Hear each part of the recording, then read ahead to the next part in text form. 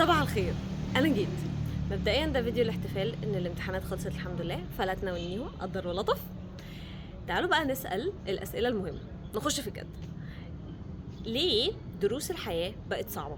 او ليه الخبطات بقت جامدة قوي كده؟ او ليه الدنيا بقت مرة واحدة بتتكربس في كل حاجة؟ اول واهم حاجة ان خلينا نتفق ان دايما انا مش هينفع اجي انادي شخص. لو انا مثلا بنده على شخص بعيد، انا مش هاجي اول مره واروح مزعقه، لا، يعني هنبهه يا فلان، بعدين هبدا اعلي صوتي اكتر، بعدين هبدا اعلي صوتي اكتر. لو حد واقف جنبي وفي عربيه جايه بيقول لي ناريمان ابعدي، ناريمان في عربيه جايه، ناريمان هتتخبطي، وسعي وسعي، لحد ما ايه هيشدني. هي في الاخر اقول ده شدني، انت ازاي حدفتني كده، انت ازاي عملت كده؟ هتبقى بالنسبه لي الخبطه فظيعه. في نسبة قليلة تكاد تصل لأقل من 10% من الأحداث اليومية اللي هي ماشي ده بتيجي فجأة وخلاص، يعني لا قدر الله مثلا حد حصل له حاجة مفاجأة، يعني لا قدر الله مثلا في حادثة، في حاجة، في مشكلة، اللي هي الحاجات يعني المفاجأة دي الصدمة، فبتيجي مرة واحدة، فبالتالي ايه اللي بيحصل؟ دي خلاص نسبة قليلة. بس أغلبية أحداث حياتنا هي بتكون رسائل لحاجات احنا محتاجين نشوفها. على سبيل المثال، انا ممكن ركبتي تبدا توجعني، بعدين اقول اصلا ركبتي بدات توجعني، في حاجه غلط. وفي الواقع ممكن الاقي ان انا في الاول بدا في توازن مش مظبوط، مثلا الكاحل بيلوي مني كتير، ركبتي مضايقاني شويه، بعدين تبدا توجعني، بعدين تبدا لا ده انا مش قادره امشي كتير، بعدين لا ده انا مش قادره اطلع سلم، بعدين لا ده احنا وصلنا للمرحله انا مجرد ان انا امشي ده وجع رهيب، الموضوع بقى وجع صعب جدا. يجي حد يقول ركبتي عملت كده وليه؟ طب ما هو لحظه، احنا ما خدناش بالنا من الاشارات اللي بتقول من الاول ان الركبه محتاجه ان احنا نعمل تمارين، او ان الركبه محتاجه، عضلات الركبه محتاجه ان احنا نعمل تقويه.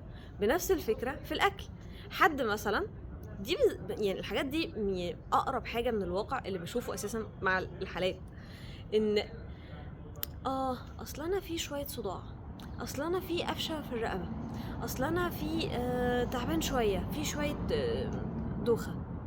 طيب وبعدين لا ده احنا اهملنا الموضوع وسيبنا الموضوع تماما لحد ما انا مش قادره اتنفس، انا في مشكله في رقبتي، انا رقبتي على طول شاده، انا على طول في صداع جامد، انا على طول في دوخه وزغلله، وصلنا لمشاكل كتيره جدا، ولا الله ده في ديسك في فقرات الرقبه. بنفس الطريقه مثلا في الهضم، كام حد يجي يحس بقى مش قادر بطني، او في حرقان فظيع. طب ماشي، عملت ايه؟ لا ما عملتش حاجه. وبعدين لا ما احنا ما خدناش بالنا ان بطننا في الاول منتفخه، وبعدين بدات تاخد ان هو انا مش قادر، او انا كل ما باكل بتوجع، او انا لما باكل حاجه بطني ما بقدرش، او بتعب قوي، او لحد ما نوصل في الاخر لامراض ومشاكل صعبه جدا. طيب انا على عضلاتي على طول متنشنه، كام مره بنهمل جزئيه الاسترس؟ اصلا انا عندي قولون عصبي. طيب تمام، عملت ايه عشان تروح تشوف المشاكل السيكولوجيه اللي عندك، او انك تتعامل مع الموضوع ده ازاي صح؟ ما عملتش حاجه. وبعدين نرجع نقول ليه الصدمه بتيجي جامده.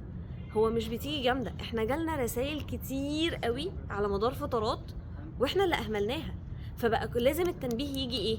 اعنف.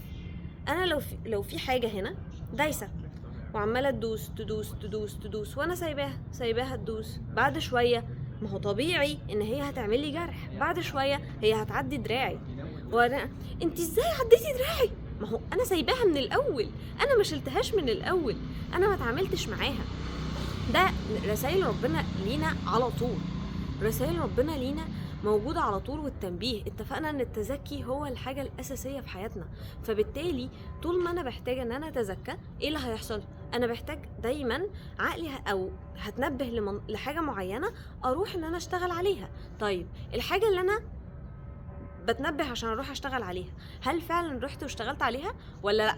انا قاعده كده وخلاص، وبعدين ارجع اقول اصل لا، ازاي المواضيع صعبه كده، هم ازاي خانوني كده، هم ازاي تعدوا حدودهم كده. طب لحظه، كام مره جات لي رساله من قبلها ان انا حدودي مخترقه، ان حد قدر ان هو يتعدى حدودي، هنلاقيها مليون مره. طب ها، غيرت ايه؟ لا، ما انا ما غيرتش حاجه. وبعدين نرجع نقول الدرس بيتكرر ليه بشكل اعنف؟ ما هو انا محتاجه اتنبه، يعني انا محتاجه ان انا اتزق واترج عشان اتنبه واحل المشكله.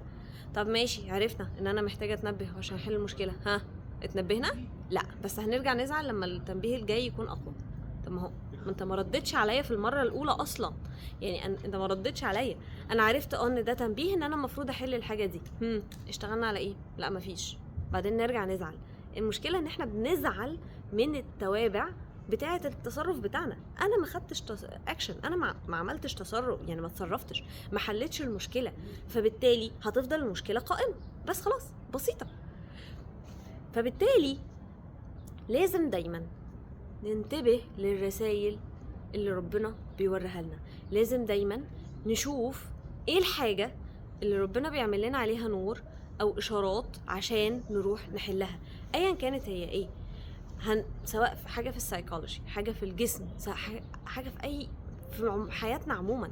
انا محتاجة ان انا اشتغل مثلا على الجزء ده في دراستي، او انا محتاجة ربنا عمال يحط لي حاجات في طريقي ان انا لازم اسيب المكان ده، واحنا عمالين نكنسل ونرمي ورا ظهرنا وخلاص، مش بناخد، عاملين نفسنا مش بناخد بالنا.